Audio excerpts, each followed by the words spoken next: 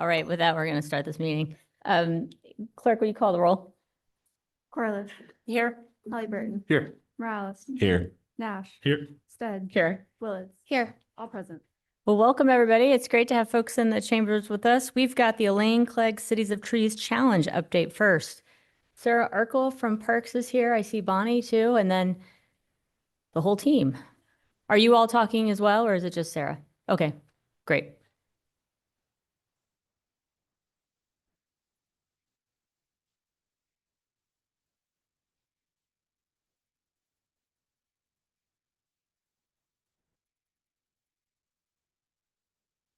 Okay, I think we're all situated. Screens up.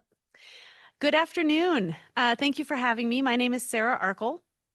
Mayor, council members, I am the Parks Resources Superintendent for our Parks and Recreation Department. And although I am standing up here right now, we actually will have a couple of other presenters this afternoon. Elaine Clegg is here with us today, as well as Lance Davidson. So I'll go ahead and introduce those folks. Elaine Clegg obviously needs no introduction. She's a 30-year veteran of community service for our fine city. She has sat in those chairs, many of them, probably all of them at one point or another, except the mayor's seat. But happy to have her here today. This initiative was really kicked off by Elaine. Her passion and drive for building communities that are healthy and safe and welcoming for people to live, work, and play is written all over this effort. And so I'm happy to have her here with us today. And Lance Davidson is the executive director of the Treasure Valley Tree Canopy Network. And he is a valued partner that we have been working with for over 6 years, I think at this point now, on various enterprises to enhance the city's tree canopy or improve opportunities for markets associated with trees and climate credits. So today's kind of an exciting day. We're here to provide an update, share some milestones. But before we get into those wonderful milestones, I'll share a little bit about the challenge itself. This effort began before 2020, but really was formalized in 2020. As I said, we've been working with the Treasure Valley Canopy Network for many years, but in 2020, we really solidified, committed to creating a better urban canopy for our city with the understanding that trees are part of our identity. I mean, Boise means tree in French, right? This is part of who we are as a community. Let alone all the myriad benefits that trees provide to our communities, like clean air, helping to promote clean water, giving communities and neighborhoods a sense of safety and well-being, providing habitat for birds and all sorts of other animals. Trees are integral to Boise. So with those kind of understanding and that vision in mind, the partnership created 2 lofty but attainable goals. First one is local. Plant 100,000 trees, 1 for every household in Boise, in a 10-year period. Second one takes a bit of a regional perspective, understanding that trees are part of an ecosystem, right? Even though we live in an urban area, we're surrounded by a lot of open lands and wild lands. So utilizing partnerships and relationships to plant 235,000, excuse me, forest seedlings in our forests surrounding the city. So these are wonderful goals, and we are happy to be here today to share an update with you. I'll take the first local goal, that 100,000 trees, and kind of pass it along to Lance and Elaine after I provide an update on where we're at. I'm actually going to start from the bottom bullet point because I think that's probably the most impressive part for me, that 17,727 trees have been planted in the last 4 years. And I know that means we still have a long way to go for 100,000, but 17,000 trees is nothing to sniff at. That is a lot of holes dug by a lot of volunteers and our team here to improve and enhance our canopy. This spring, we planted 684 trees with the help of a lot of volunteers. We have about 20 tree captains, and these are folks that have self-selected to become tree experts, learn about trees, and go back to their neighbors and go back to their neighborhoods and educate folks about the benefit of trees, find opportunities to plant new trees in new places, and really just beautify their neighborhoods by the addition of trees. We also have about 200 or so volunteers through our tree stewardship program and through this challenge itself who show up at events to plant trees. So that 684 trees is really representative of a community commitment to this effort. And then, of course, we have a lot of partners, including nurseries who are trying to remove barriers for folks to buy trees, providing $50 coupons off the cost of a new tree. And then this last year, in partnership with Treasure Valley Canopy Network, the city supported their effort to apply for a grant. And now this takes the City Tree Challenge and broadens it across the Treasure Valley so that other communities can learn about the good work that we're doing here at the City of Boise and see how that might help inform how they improve urban forests in their community. So we're really proud of the work. Obviously, I'm up here standing, but all of this is done by, you know, many people who are very dedicated, some of which are here with us today. I couldn't stop without saying thank you to Mike Andrews and Danny Roop. Mike Andrews is our city forester. Obviously, he is neck deep in tree health and tree canopy. And then Danny Roop is our sustainability specialist. And I believe on Friday, right, June 14th at Philippi Park, the mayor will be holding an event associated with this challenge. So hopefully folks will be able to join. But thanks for having us. I'd like to turn it over to Elaine and Lance, if I may, to share a significant milestone and celebrate.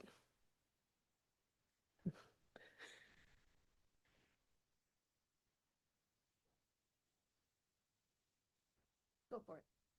Okay.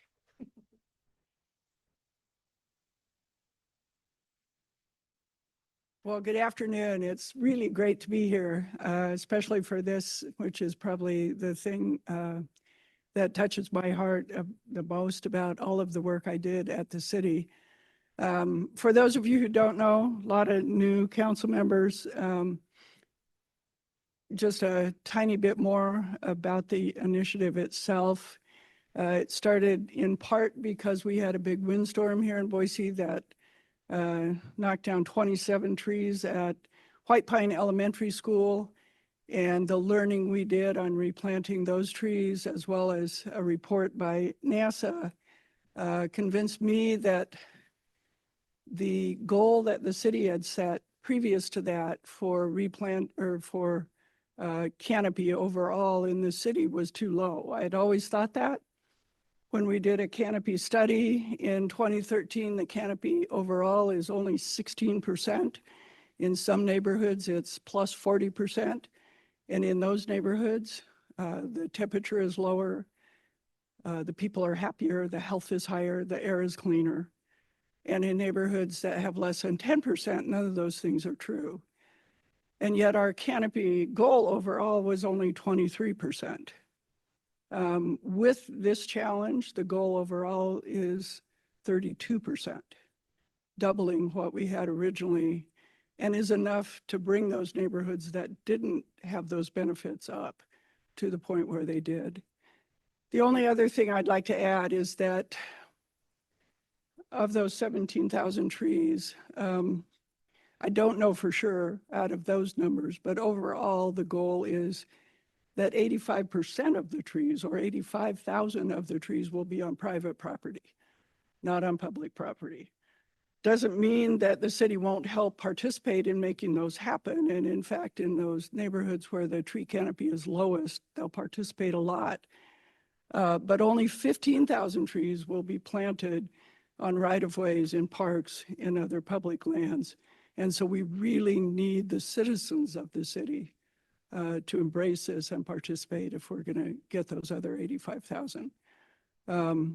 Just share that so that maybe the knowledge of that moves along with leadership in the city, because I think it's important for this to succeed in the end.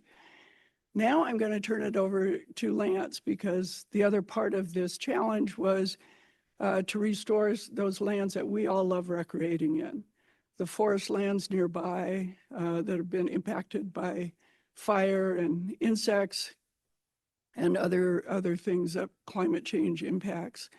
And the success of that, I would say, is due to the partnerships. The city was integral in getting this started, but the partnerships that have been developed are what made this forest seedling program so strong and so successful. So I'm going to turn it over to Lance to talk about that.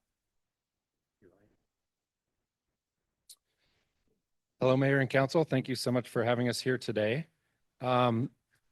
This is a really unique initiative that Elaine brought about for us. And what has been really fun to see is that individual citizens can create climate action themselves. And I think that's really important. Some people can't afford to buy an electric car. Some people can't afford to put solar panels on their roof, but most people can afford to plant and grow a tree, and we're helping them do that. So it's been super fun to do this. And as we've launched that, when we looked at how are we going to plant 100,000 seedlings in a forest, we reached out to our friends at Boise National Forest. The Nature Conservancy in Idaho helped us stand up this part of the challenge, and we met it 6 years early. So we have now planted one forest seedling for every Boisean in Boise National Forest. I think that deserves applause. So I'm thrilled to present you all with a plaque recognizing your contribution to the challenge.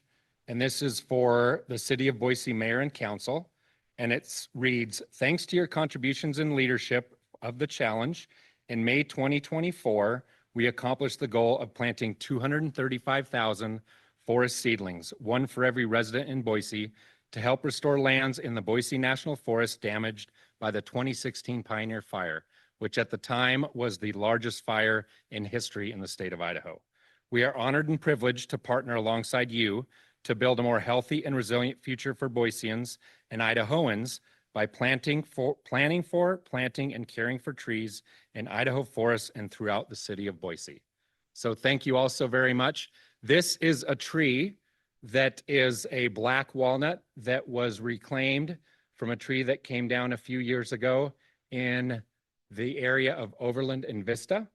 And so we not only help plan for, plant, and grow trees, but we help these trees that must come down find a new home that isn't in our dump or chipped up into little pieces. So this is for all of you, and thank you so very much for the time today. Well, thank you, Lance. Really appreciate it. It's so exciting that we all met this goal early. It was a bold goal, really important one. The community embraced it. And then to hear that it's happened so much earlier than planned is really exciting. Before you guys leave, I don't know, Bonnie's here with this special little plaque. Should we take a picture with council, and we can just take a quick break and do that if you're willing with the team that's here. Great.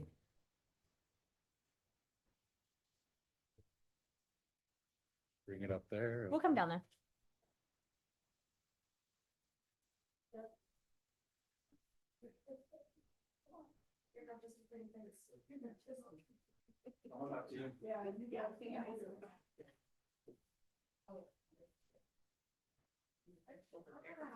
Bonnie, tell us what to do. Maybe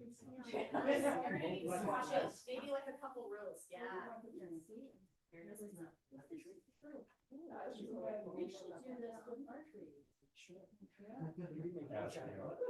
Okay, Mike, Emma, you need to come in. The mayor says we need to do more things out of the trees. We're trying. Okay, ready? 1, 2, 3.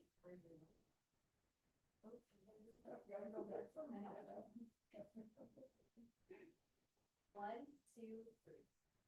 Yeah, thank you. Thank you. Thank you very much. Thank you. Good job. Congratulations. Thank you.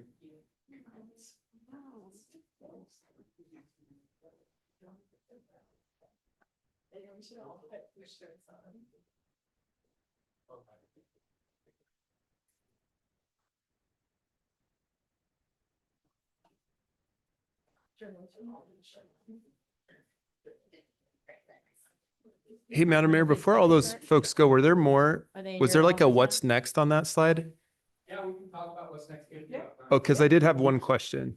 Yeah, we've got couple minutes. Sorry, Steve.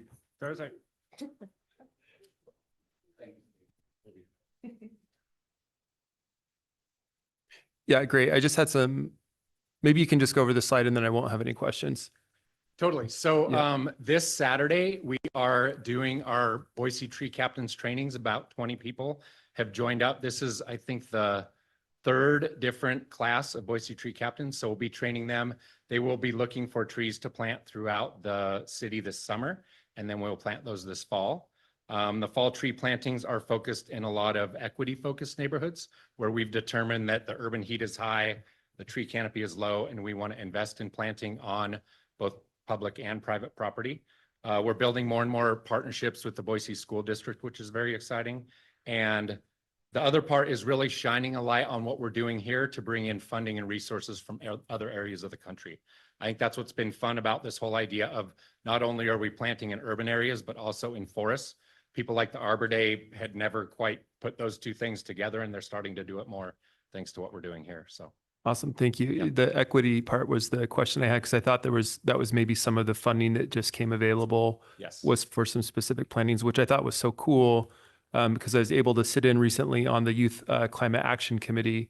And that was really one of their recommendations is like looking at these different heat island effects that we have across the city, focusing not only, tree planting, of course, but also looking at our parks and our other open spaces for these kind of natural cooling areas. So it's so cool how everything is lined up there, that there's a funding mechanism for it. I think that there's some grant funding even available for some of our students in the Youth Climate Action Plan. So such a great way for everybody to be working together on some of these heat island areas. So thank you.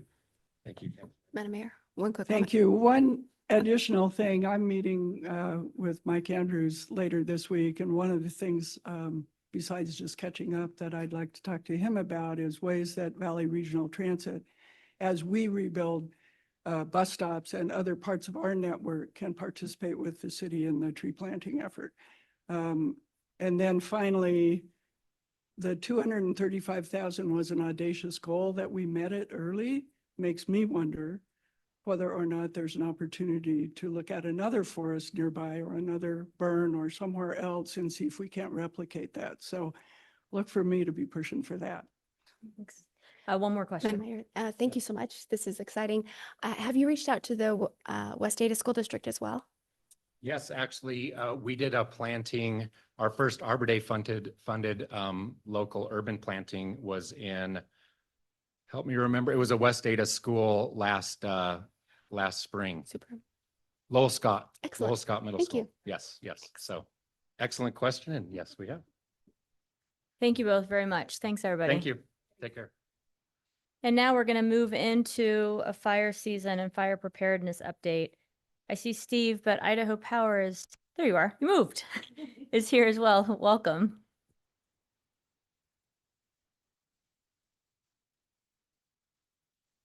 Madam Mayor, council members, thank you for the time on the agenda. Recently, staff received a presentation from Idaho Power on their fire preparedness for this coming season, and the information was really good. And as a team, we kind of brainstormed, was like, this would be probably something that'd be good information to share with leadership. So with that, I'm going to turn it over to John Post. He's the regional manager for the Capital Region for Idaho Power, and we'll jump into the presentation.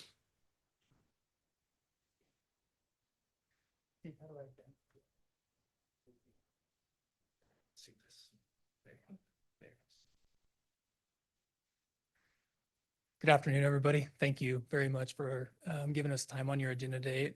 Really appreciate it. I've got about a 30-minute presentation or so. It all depends on how nervous I am. I may get her done in 25 because I'm pretty nervous. But anyway, please, as I go through this, interrupt me, ask questions if you got them. I've got a team of experts here to help answer questions. So John, welcome. Will you introduce your team before you get started, just so that everybody on council knows who's who? I absolutely will. So this is Tonya Dyke. She's the key account for the city of Boise. And I've Paris Dickerson. She's economic development. And then Danny Southard. She's our wildfire mitigation program manager. So she's our go-to. Great, thank you. For all things wildfire. I'll jump in. Really, I think it's important before we start talking about wildfire, just to talk about our mission at Idaho Power. And that's to provide safe, reliable, and affordable energy to all of our customers. Certainly wildfire affects all three of those things. And I'll reference this slide kind of throughout my presentation, but it's not by accident that you see safety as the first thing on your slide. The safety of our customers and our communities and our employees is really at the heart of the decisions we're making around being prepared for wildfire. This slide, there's a lot of reasons that wildfires happen. We don't have time on the agenda. We'd probably be here till midnight if we wanted to have that discussion. But I do think it's important to note that we're over twice as likely in the Pacific Northwest to be impacted by a wildfire than we were just 30 years ago. Wildfire activity is increasing all around us. And this slide specifically is a snapshot of the heat dome from June of 2021. You guys remember likely northern Washington, southern Canada. This was considered a 1,000-year weather event. So it's events like this that Idaho Power wants to make sure we have a plan in place to keep our community safe and be prepared for when we see increased wildfire activity or potential. I've done a handful of these public meetings, and I've added this slide since about my first three. The question on everybody's mind, or burning question, seems to be is why is Idaho Power trying to be like California? And the answer is we're really not trying to be like California, but what we are doing is paying attention to what's going on around us, and that increased wildfire activity I mentioned in the previous slide. There's 4 fires showing on the screen there, and they all have several things in common. One of them is the utility that serves that area was at least accused of igniting that wildfire. The other one that I'll mention is people lost their homes, catastrophic, right? Damage, fatalities in each and every one, up into Hawaii, where there was over 100 fatalities. The other thing I want to mention here, and this is really what the intent of our plan is and what we're trying to prevent, is these fires all were wind-driven fires. Something happened, they started, there was significant wind that drove that fire, really prevented first responders from being able to get in front of that before it caused catastrophic damage. So that's really the key to this presentation. So keep that in mind as I move through. Our agenda, jump into it. I'll cover our wildfire mitigation plan at a really high level. And then I'll jump into public safety power shutoff. Why would we do that? What does that process look like? And what does that mean for our communities? Our wildfire mitigation plan for 2024. It's if you need some awesome nighttime reading, it's available idahopower.com/wildfire. Danny Southard sitting here has authored the majority of that. So thank you, Danny, for all your hard work. But really that's written with the intent or the purpose of preventing Idaho Power's lines, equipment, or our field personnel from being the cause of a wildfire. Certainly there's a resiliency element to that. I'll give some more detail on that in the next slide. And we do file this plan annually with the Idaho Public Utilities Commission for review and the Oregon Public Utilities Commission for review. So some of those core mitigation activities referenced in the plan is increased inspections. So I'll show you a slide in just a minute of the wildfire zones specific to Ada County and the city of Boise, but we're getting out boots on the ground ahead of wildfire season, which happens to be May 10th through October 20th. We're inspecting all of our lines and equipment prior to wildfire season. We're following up with anything those inspections find. We're getting that fixed, making sure our system's in top shape, ready for fire season, which includes vegetation management. As you guys know, trees, hopefully the last group is providing education about planting trees around power lines, but they don't mix well with power lines. So it certainly could be the cause of a wildfire. But following up on those inspections and making sure we're trimming around our primary lines to make sure we have plenty of space there and keeping that vegetation back. The distribution hardening, that's really where we go into a wildfire risk area. We do an analysis and then we follow that up. We go in, we change out poles, we upgrade wire, we add spark prevention equipment to the line to reduce the risk of wildfire. So just hardening that distribution system. The transmission is really for me where the resiliency stuff comes into play. Our transmission lines, we're replacing wood poles with steel poles where we have opportunities. We're adding a lot of fire mesh wrap. You guys may have seen that out in the foothills. It's black. It's about 5 feet tall. Wrap it around the bottom of the pole. It works really well in the desert type environment with cheatgrass, vegetation that's low to the ground, preventing our poles from catching on fire. You guys know there's a lot of reasons why wildfires happen. And back to that reliability portion of our mission, we want to make sure that we can maintain that when a wildfire does burn through. So a lot of work in that space, and we're continuing that work. Segmentation, I'll have a really good story to tell for the city of Boise here, but that's where we go in and basically add devices that's going to minimize impact to customers that don't live in a wildfire risk zone. So I'll cover this in a little more detail in a couple more slides and show you a picture of how that's worked here in Boise.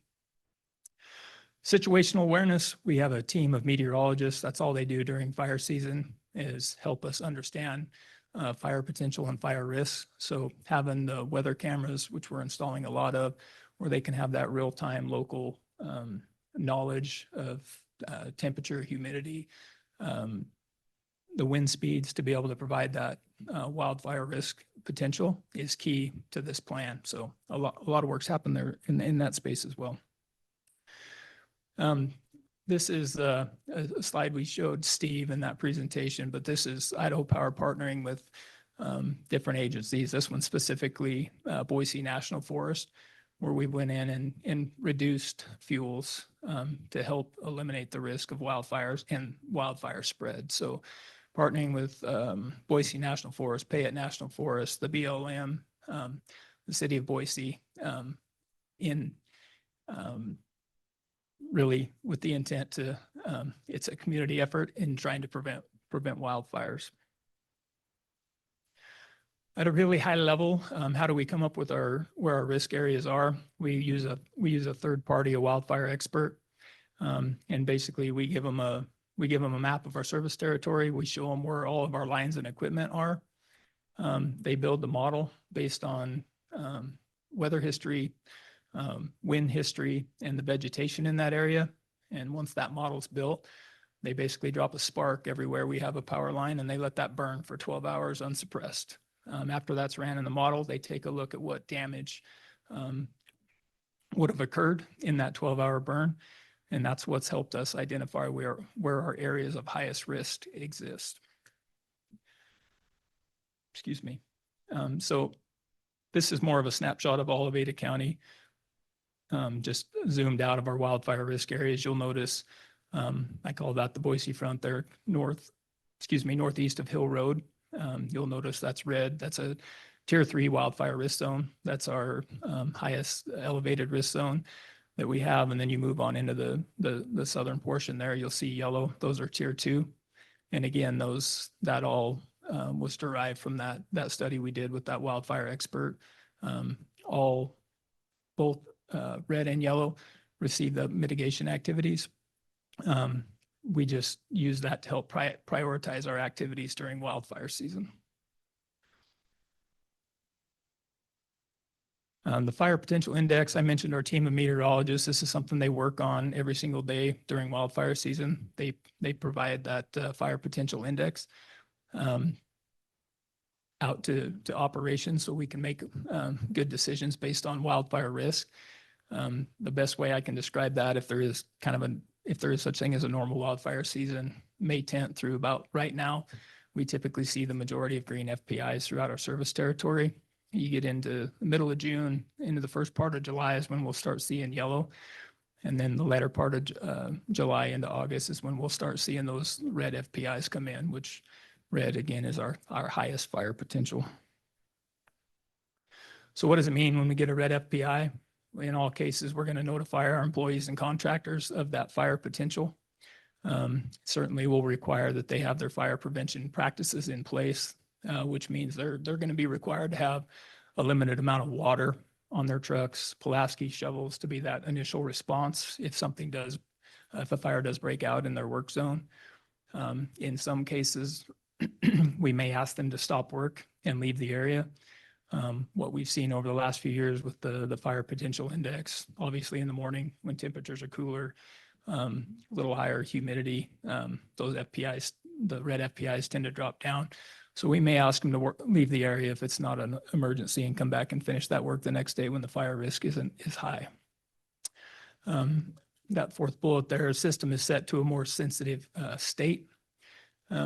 Basically, we're going to use our system to help keep our community safe. And the best way I can describe that, you guys have probably all been sitting at the dinner table or watching TV and your power goes out for 2 or 3 seconds, and then it comes back on. That's Idaho Power's system operating as we've asked it to do. In these periods of extreme fire risk, we're going to ask it not to do that. And the reason for that is we want to get boots on the ground. We want to get our folks out there. We want to make sure that there's not a sustained fault or an issue on the line that could cause a fire if we re-energize that line. So that notes the restoration times may be delayed. That's the delay, is we want to get boots on the ground and get that inspected. And that is used for one of the criterias for a public safety power shutoff. I added this slide too. So it's the same slide with the wildfire risk areas. Each one of those areas with a different number is a specific zone. So I've added there on the column on the left. I've had these conversations at public meetings. I think when people think about summers in Boise and that criteria being hot and dry, and red FPIs, you're probably thinking that's going to be every day in July and August. So I threw this in there. Those were red FPI days we experienced in 2022, which you guys remember, it was very, very hot and dry summer.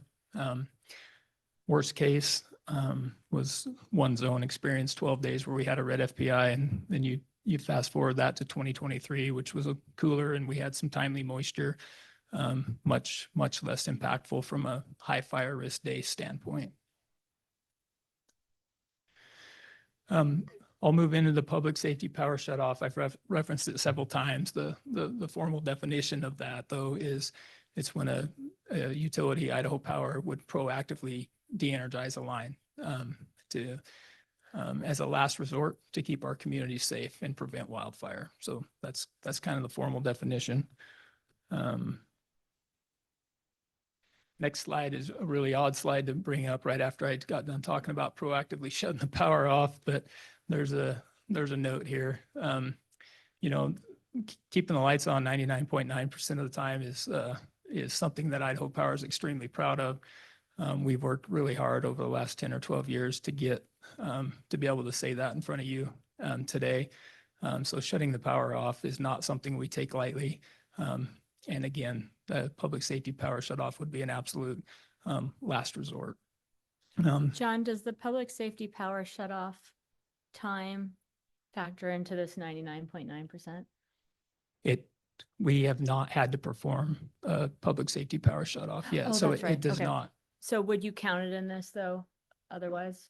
Or is that different? Is it special? So it wouldn't be in that No, formula? it would be counted It in would there. be in The other notable thing on this slide is our customers, Boise residents, aren't used. The average customer is out of power 2 to 3 hours a year.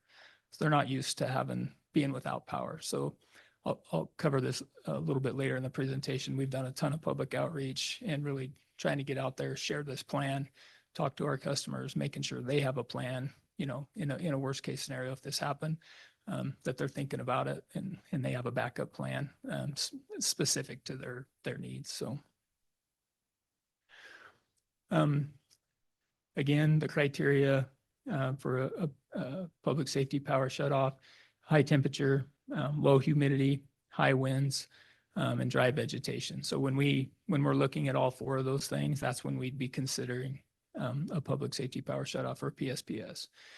And when I'm talking about winds, I know the wind blows here frequently. I'm not talking about the 25-mile-an-hour winds. I'm talking about significant winds, like I mentioned in that first slide that I covered, 50 plus 60-mile-an-hour winds. is what we're going to be looking at. So I promised you a better picture of what segmentation looks like.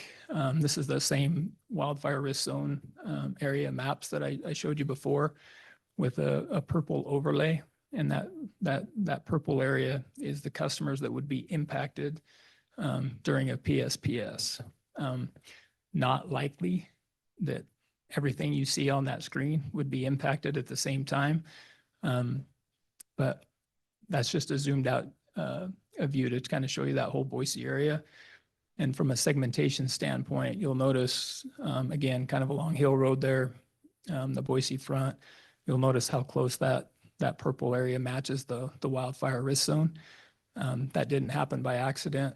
That's been a ton of work that we've been able to accomplish over the last 2 or 3 years to be able to minimize those customers that don't live in a wildfire risk zone, so they wouldn't be impacted if there was an event. Our focus Madam Mayor, during, sorry, I have a quick question. sorry. Sorry to interrupt. good. So I live in one of the impact areas, so I appreciate all the communication that's gone out. That's been really helpful. I guess based on the historical data over the last couple of years, and particularly maybe in that summer of 2022, were there days where you where all of those factors came into play and you would have turned the power off? Had you done that kind of public noticing then? I'm just curious, I guess, if there are days, like how many days would there have been if you were able to turn the power off at that time, if you had already done the public outreach? During wildfire season? Yeah.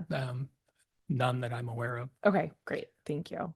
Um, Yeah, this is, so to my understanding, I guess this is really just mitigation in case we come to an event where it makes sense to turn off, but we haven't seen that yet. That's correct. Thank you. We've seen a lot of red FPI days, like in 2022. But again, you've got to have that extreme fire risk in combination with that weather event and those significant winds. So those two really have to come together before we'd consider doing a public safety power shutoff. Our focus during event is obviously the safety of our communities and our employees. That would be our focus, and providing as much advanced notification to our customers as absolutely possible, and providing frequent communication once the event occurred on updates on restoration times. Again, if we had to do one of these, we're talking that 50, 60 mile an hour winds, the chances of there being damage as we do those safety patrols following is likely pretty high. So as we find that damage and understand how long that's going to take, providing that communication back to our customers is going to be our main focus. Prior to an event, we would be communicating to our customers 1 to 2 days in advance of event with a PSPS watch. A lot of you guys know the weather in Idaho is extremely difficult to predict. And we don't typically get those widespread high winds. So in that kind of 72 plus hour mark, our meteorologists working with that team, identifying that there's an event, a storm coming, working with them to really pinpoint where that's going to be. As our confidence increases in where that's going to be, notifying those customers 1 to 2 days in advance so they can have a plan. Again, you get into that 1 to 4 hour mark, we'll be continuing to monitor that storm or that weather event with additional confidence. As it gets closer, we would notify them again, saying that with a warning, PSPS event is likely going to happen. Please make a plan. And then obviously we'd let them know when their power was shut off, and then continued on with those communications throughout that event, based on what we find again and those restoration times, so they can make good decisions. And for those that choose to go elsewhere or go stay with a friend, we would obviously let them know when the power was back on. I will note on this slide, as I mentioned earlier, we're going to use our system to help keep our customers safe. So there is a likelihood and a possibility that their power could go out prior to, Idaho Power proactively shutting it off, right? As the winds start to pick up and we're watching this storm, that is a likelihood. event that could occur. Madam Mayor, Mhm. is that notification, is that like a text that goes to everyone? Like how does the notification come through? It is. Yeah. That's been a huge part of our public outreach and is key, is making sure we have the correct contact information for our customers. So they would get a text, they could get an email, they could get a voicemail on a landline, all those things. And again, is really the message we're trying to get out there. Please update your information with us. And is it the same system pretty much that you use now? So if our power goes out, I get a text with an estimated time it's going to come back on and Mhm. all those things. Okay. Yep. And that's a great question. Something I'm really proud to stand here and tell you. It's awesome. Yeah, thank you. Yeah. So prior to this spring, if you will, Mayor, you probably had to go sign up for that. You have a My Account. Probably. So that was the case ahead of time. We just finished enrolling all of our residential customers in outage text alert. So basically, we volunteered all of our Oh, customers. so you have to opt out instead. You do. Yeah. They have an opportunity to opt out, but as long as your contact information is correct with us, you're going to get that notification. So we've had several outage events, and we've had an extremely low opt-out rate. So I think the customers really appreciate it, and it was a big initiative for us, and proud that it got done. So. Madam and then- Mayor, Just a second. quick question. Is there any way to predict how long the power will be out during these planned outages? Like, is this a couple of hours? Is this 10 minutes? Is this 3 days? Very, very good question. And it really, what we've done, and really specific to the areas, we've identified how long it's going to take to go patrol a certain area. But it's different for every single area. It's a very, very difficult question to ask unless I know specifically where you live. And then, like I mentioned, the other difficulty or variable then is, again, significant wind event, how much damage occurred. That's probably the biggest variable in it. Madam Mayor, follow up. So I know that it's very difficult to predict the weather in Idaho. I mean, there's the joke, like, wait 5 minutes and it changes. But from your modeling, what would be the maximum time that someone would be out of power? That's a great question.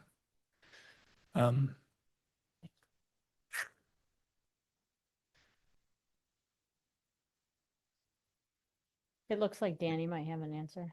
Or is he I'm gonna take a backing up? shot.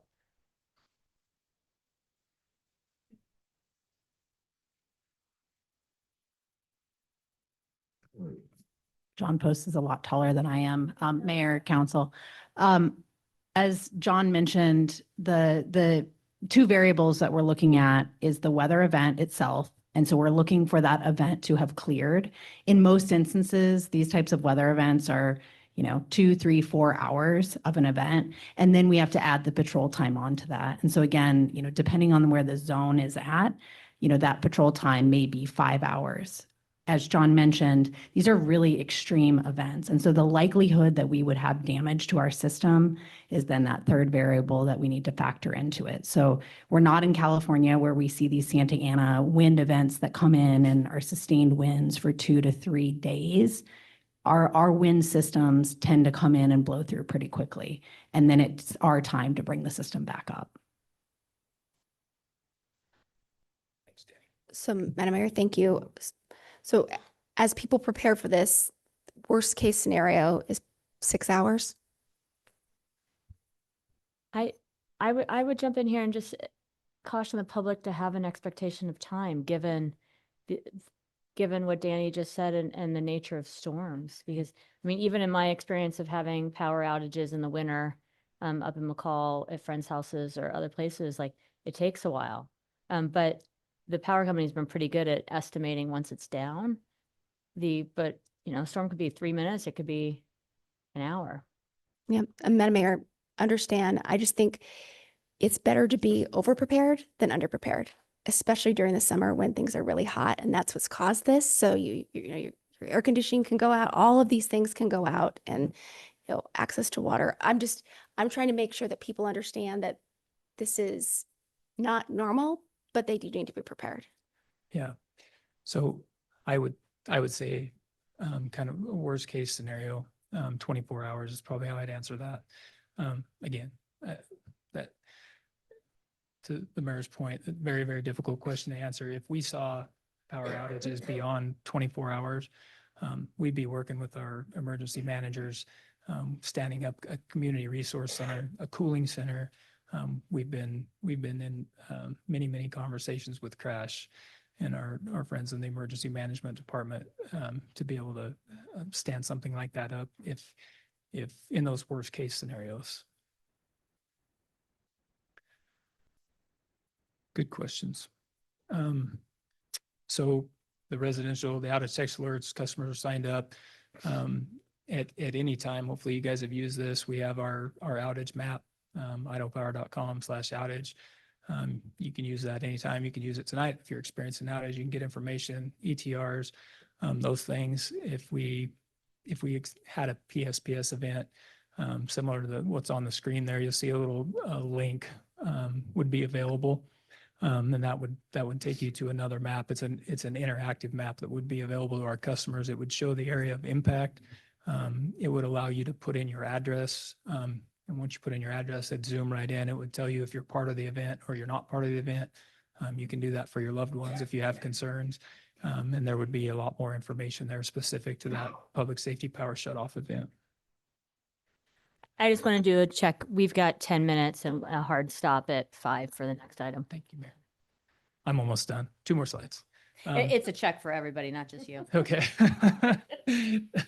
I've referenced this a lot. I mean, we've done radio ads, bill stuffers, public presentations, virtual presentations. We're really working hard to get this information out to the public and really with those 2 key messages, make sure we have your right contact information and make sure you have a plan. That being said, our critical facilities, they, from folks like Tonya, have received personal phone calls to cover this plan and have conversations about who needs to be contacted in the moment. You know, what is your plan? Hospitals, wastewater treatment, sewer lift facilities, those folks. We met with a whole bunch of city employees here and went through a similar presentation, Tonya, about 3 weeks ago. So really working hard to have that dialogue and have that communication out there so we can have a plan.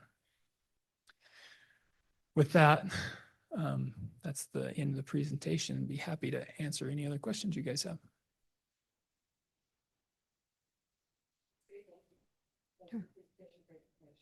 Thank you very much. Tony, will you just jump up here? Thanks. Because there might be people watching online and Oh, then all you right. go into the record. I just want to let you know with the city, I have this list of city properties that will be impacted in impact areas. And then I also have a whole bunch of contacts for the city, so we should be square.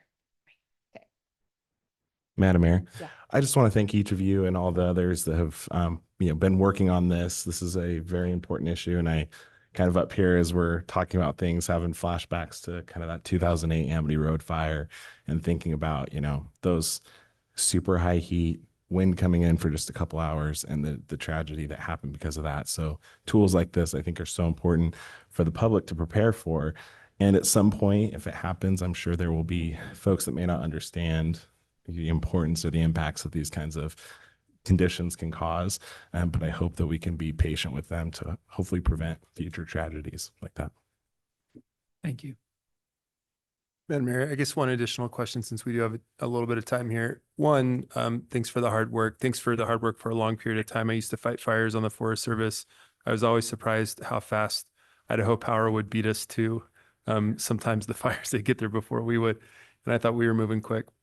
I do have a question. We have a lot of new developments now where they're either have or they're requesting buried power lines.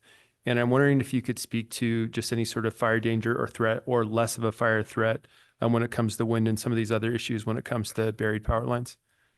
That's a great question and probably something I should add to this presentation. But when it comes to wildfire risk and underground power lines, when I'm talking about those patrols that we'd be doing, there's not much risk there. That's those new developments. And in some places, we've partnered with those developers and asked them to do that in those high wildfire risk areas to help eliminate areas where we need to do a public safety power shutoff. I guess the best way I can answer your question, if we had an entire area that was all underground, that would eliminate the need to do a public safety power shutoff. Yeah, and so I guess kind of following up to that question, I realize there's lots of areas geographically where it's just not possible. Knowing that we have kind of what we think is going to be increases in heat, sometimes increases in extreme weather, are there more efforts to try to bury more power lines with the trees that we have and the limbs and stuff that could come down? Yeah, as part of the wildfire mitigation plan, we've got 2 pilot projects happening right now, and where we're looking at really understanding the cost of going into an existing overhead subdivision and moving those power lines underground. Obviously, we have a really good idea what it costs to bury power lines. You add in some additional criteria when you go in. You've got customer equipment that would need to be changed. So there's some additional things we need to take a look at to really understand what that cost is. So we've got one of those happening in Pocatello this year, and then barring our Forest Service permit, we'll have another one happening in Boise County next year. Yeah, thank you for that information. I'm definitely curious about that because as we, start again having these more extreme weather events, as we've got a City of Trees challenge and we're trying to plant more trees all over the place, it'd be interesting to know what we're learning in long term and maintenance wise, if it becomes cheaper or if there's ways the city can be working with you on that. So I appreciate the hard work there and would love to kind of know how some of those pilot projects go. Awesome. Thank you very much. All right, thank you. And thanks to the team for being here today. Appreciate it. Thank you, Mayor. Thank you, Council. All right, now we have Jessica Dore, the head of our library, to review the library materials review process.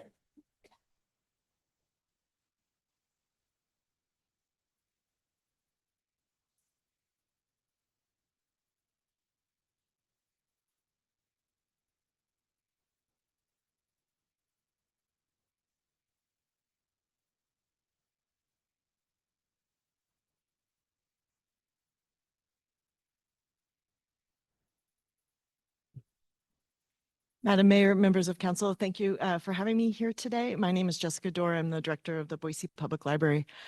I'm joined today by the Board of Trustee President Nikki Pantera. By Idaho statute, the Boise Public Library is overseen by a Board of Trustees. So 5 members of the community who are appointed by mayor, confirmed by city council, and who are tasked with setting strategy and policy and overseeing operations for the library. So it was really important that when we're discussing the library's implementation of the Children's School and Library Protection Act, that you have the opportunity to hear how the board approached this legislation and how we worked together to come up with a new policy. And she will be able to answer questions that may be specific to the Board of Trustees that I would not be comfortable with. So that is why we're here today. We want to provide you with an update on the Children's School and Library Protection Act. We're going to review the process that the Library Board of Trustees took to implement this new legislation, and we'll tell you what will be in place on July 1st when that new law goes into effect. House Bill 710 is how you'll sometimes hear this referred to. Obviously, every year the legislature uses House Bill numbers. The title that is important for this is the Children's School and Library Protection Act. That was signed by Governor Little on April 10th of 2020. What this bill does, it is allows minors or parents or guardians of minors to sue a public or school library if that minor obtains materials they consider to be harmful to minors and the library does not move materials to adult-only access area. Libraries can be sued for each item considered to be harmful, $250 for each item with up to damages that can be awarded as well. And as I said, this law goes into effect July 1st. I did some great work and had some I had some great support from Kathy Chrismeyer and her work with the legislator. We opposed this legislation. We thought it was unnecessary. The library takes real pride in selecting materials that represent the full community and really quality materials. We really work to make sure that they are located in the appropriate age area. So where board books are where our children's section are. Then we'll have our youth, our teen, and our adult materials. But we really did not see that this was an issue, that we believe we don't have obscene materials or material harmful to minors by this definition. We are also very concerned about the cost to defend these lawsuits. That will be passed on to the taxpayers. We'll spend staff time on this, but really, when we do go, if this does end up resulting in a lawsuit, we will be having to, fund that publicly. And then we're also really concerned about the chilling effect and the threat to, censorship or self-limiting of materials. We've heard very frequently from our community overall, their support, their trust in our libraries and our selection process, their real desire to be able to select the materials for their own family members. And really, we want to work with parents.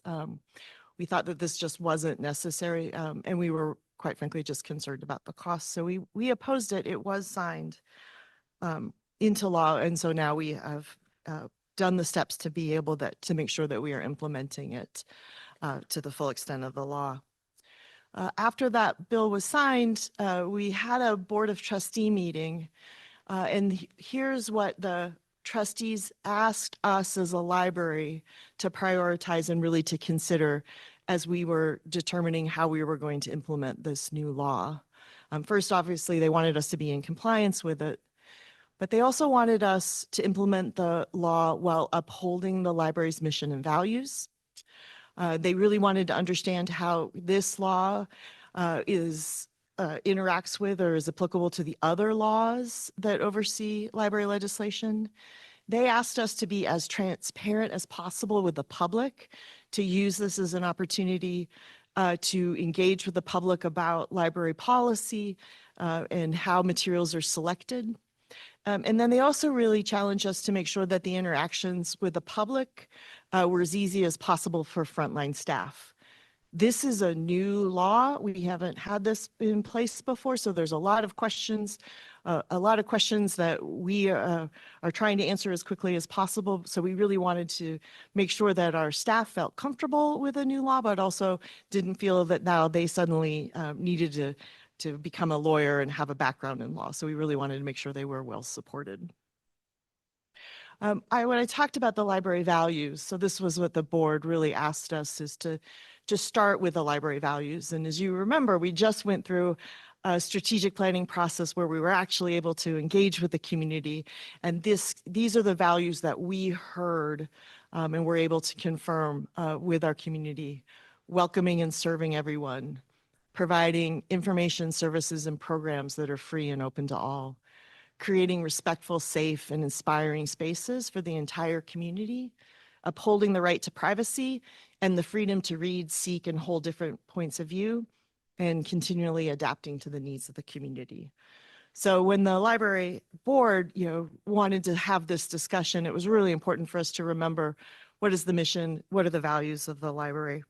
And you'll actually see some of that more reflected in the updated policy, because we wanted to make sure that we were placing the values that we had gotten from our community first and foremost. So the other thing that the Board of Trustees really asked us to do was to be thoughtful about all the laws and previous case laws that had governed how libraries select and make materials available for their users. And that really starts for us with a reminder of the relevant First Amendment principles. This is something that was top of mind for our trustees. There is a First Amendment right to access to information. Government cannot discriminate based on viewpoint. Minors have a First Amendment right, and libraries are designed for freewheeling inquiry and learning. So those are all really established core tenets of that First Amendment, and we wanted to make sure that we were thoughtful of that. We also really wanted to make sure that we understood sort of the idea of protected speech. and what codifies that, both at the national level and the state level. So the idea of protected speech is that majority preferences must be expressed in some fashion other than silencing on the basis of content. So really, the assumption is that speech is protected and the government can't limit based on what it doesn't like. What is that protects that? In the US Constitution, that's the First Amendment. Congress shall make no law abridging the freedom of speech or of the press. And in the Idaho Constitution, there's also a reference to that as every person may freely speak, write, or publish on all subjects, being responsible for the abuse of that liberty. And that leads to the question of, okay, where does the government see an interest in limiting speech? And there are some categories of speech that is where the government has seen that there is an interest in limiting. They're very narrowly defined from a legal point of view: defamation, libel, fighting words, and then obscenity. Of that, harmful to minors is a subset of obscenity. So we have a lot of case law that applies to libraries that we were able to really make sure that we were focused on. And when we looked at the Children's School and Library Protection Act, we actually saw we saw those core tenets. This is the wording that was in the law, and the legislatures have required us to put this in our form. It's very, it is clearly complex. It has a lot of different ideas, but it does build upon some of the previously established court cases that have governed laws. So you may have heard of the Miller test, you may have heard of the Ginsburg test, you may have heard of sort of the three-prong analysis that people use to determine if a material is obscene or if it's harmful to minors. And this new law really follows from that case law that came out of the 70s and the 80s, when there was a recognition that there was a need to have a common definition for obscenity. So I think everybody's heard of the famous court case where the justice said, well, I can't define obscenity, but I know it when I see it. There's been a lot of work done since then to actually come up with a definition that can be applied consistently, so it isn't just one person's definition of obscenity. And this is where you see what's referred to as the three-pronged analysis, which is really trying to create a structure that gives guidance for people who are selecting materials to know what would be obscene and what wouldn't be. So these three prongs, the first one, and to be considered obscene or considered harmful to minors, you have to have all three of these in place. So one, it has to predominantly appeal to the prurient interests of minors. Prurient interest also has its own definition, meaning, outsized, not normal. It has to portray patently offensive sexual conduct. And so both of these are community standards. And then the work taken as a whole and in context has no serious literary, artistic, political, scientific value for older normal minors. And so that's really looking at a normal older minor. So this is that recognition that what's appropriate for a 5-year-old is very different than what's appropriate for a 17-year-old. But the collection should really focus on what's appropriate for that 17-year-old so that you're not limiting. So we did some work to really make sure we understood, and our Board of Trustees members understood what that definition meant and how it would be applied to materials. And then really thought about, okay, how does our request for reconsideration process need to be updated? Obviously, it needs to refer to this new law.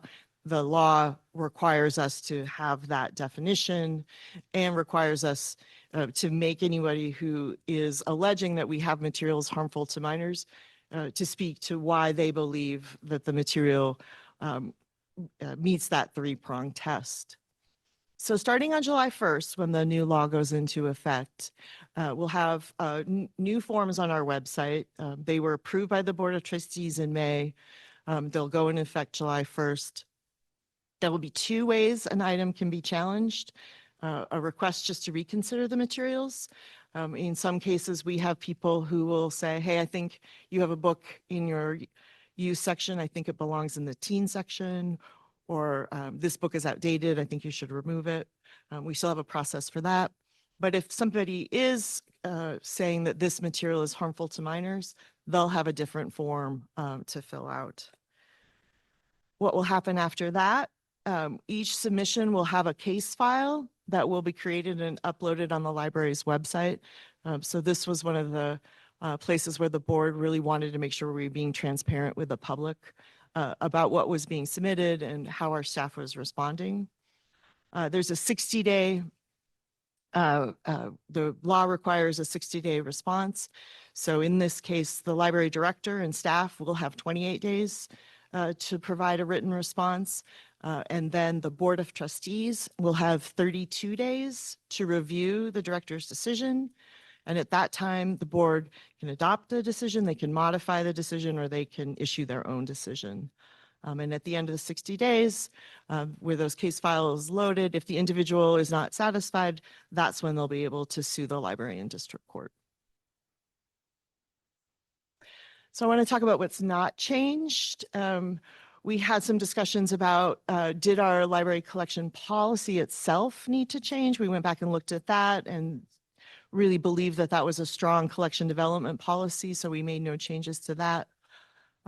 We also wanted to make sure that the review process is impartial. We want to take every request at face value. We will be using that three-prong analysis that I briefly provided you with an overview to determine if something is obscene. And we will make sure that we are really, putting the time into this, because we do see that this is where members of our community are really want to engage with us about our collections. So that's not changed. What has changed is now that the board will be reviewing all challenges. In our previous policy, we had a more tiered approach where first it would be reviewed by staff and then by the director if there was an appeal, and then if there was appeal from a director decision, then it would go to the board. Now with that 60 days, all challenges will need to go to the board. We're also making these requests for reconsideration publicly available. That has been one of the questions that we've been asked. What does that look like? How many are you going to get? We don't know. So we thought, in the interest of really being open with the public, that we would just make those available. They are public records, so people could have requested them, but in this case, we'll just be proactive. As I already mentioned, the timeframe for staff and the director to review has been shortened, so we'll make sure that we're really tracking that carefully. And then the other thing that we really wanted to do is to make sure that the library board president had discretion in how those reviews were considered. And part of that is we don't know if we will get requests from somebody who's out of state, or if we'll get multiple requests for the same title, or if we'll get,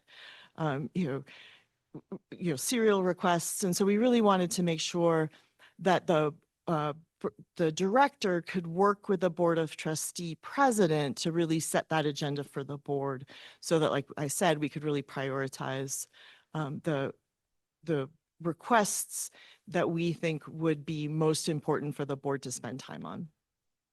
And with that, I'm really excited for you to get a chance to hear from Nikki talk a little bit more about the role of the library trustees. Welcome, Nikki. Thanks for joining us, and thanks for your service. Sure. Mayor, Council, thank you for having me.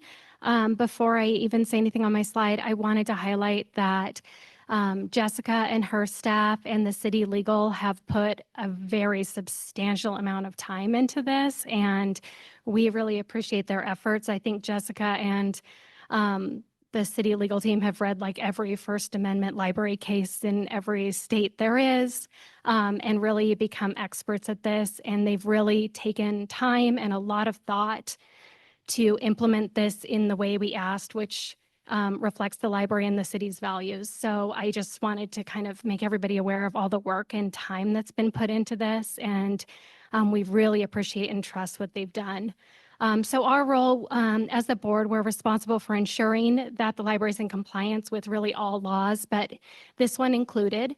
We do review all of the library policies every year. So for example, we had recently reviewed the collection and development policy, which was really helpful because we'd seen how robust that is, and we feel comfortable that the library is not bringing in material harmful to minors in the first place.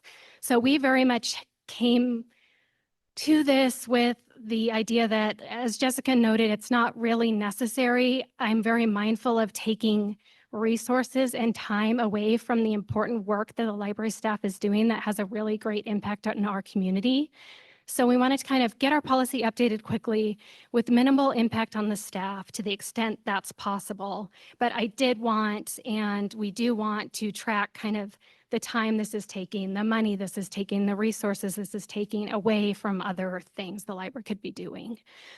So those were sort of our core concerns, together with the First Amendment and the library principles, which again, we had so much help in creating a policy that we all feel really comfortable with.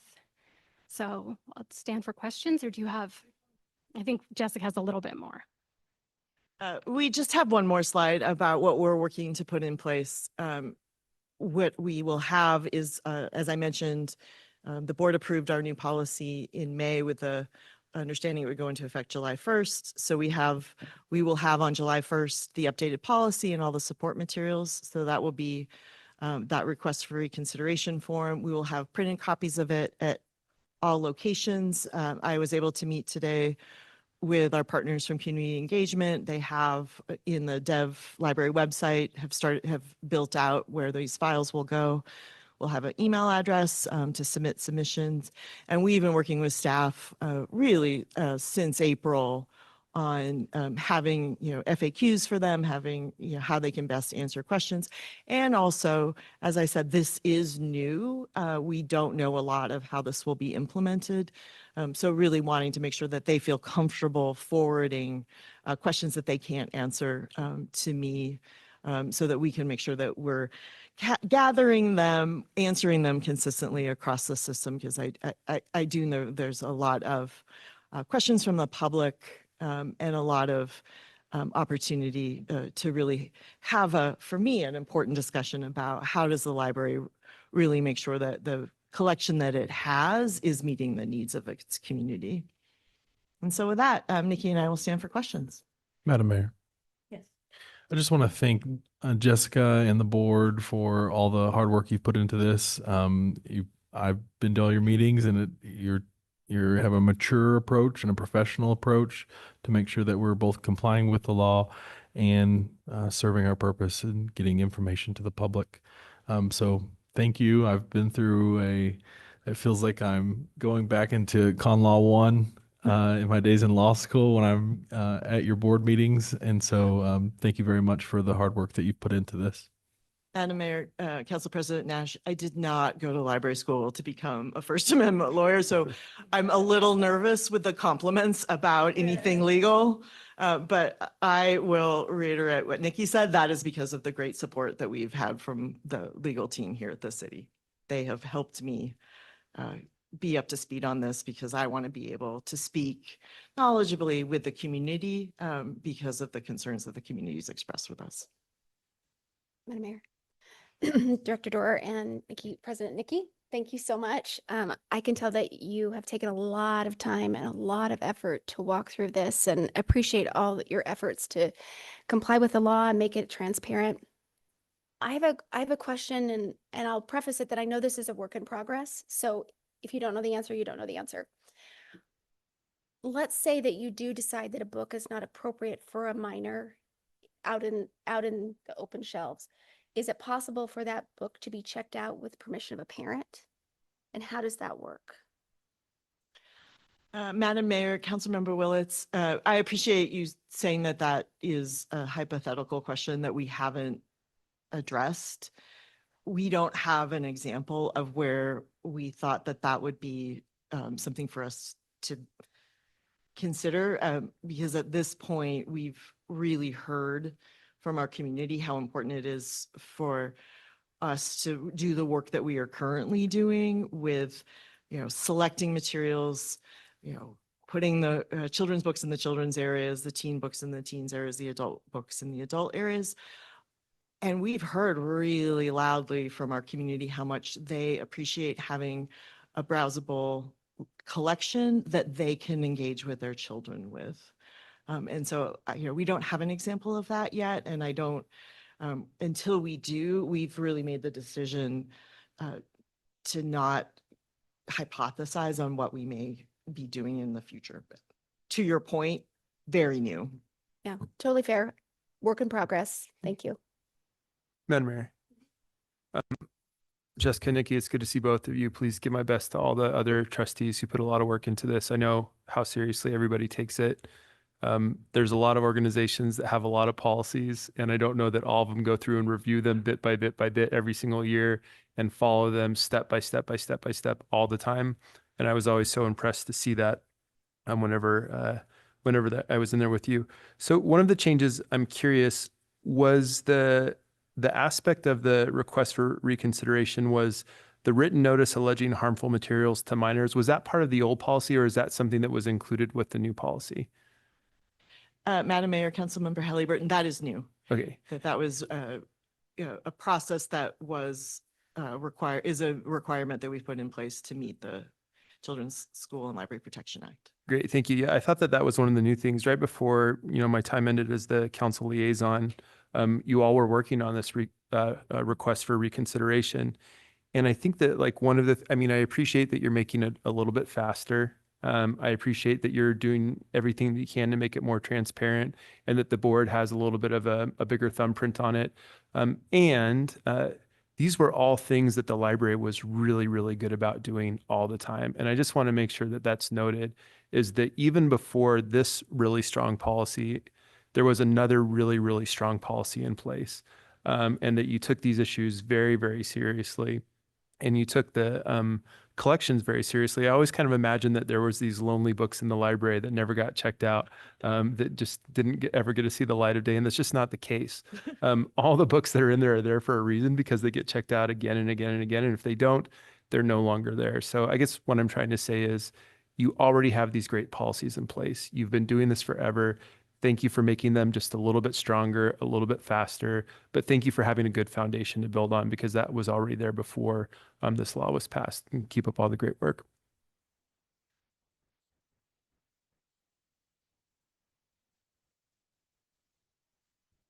All right. Well, it looks like there's no further comments or questions. I too want to echo the thanks and the intentional work and focus that went into ensuring that the community's expectations of access to information are met. The reflection of the values the library holds, that is a reflection of the community's values, and the work that you've done to meet that in this really difficult moment. Really appreciate it. Thank you. And with that, we will recess until 6 o'clock. We'll see you all back then.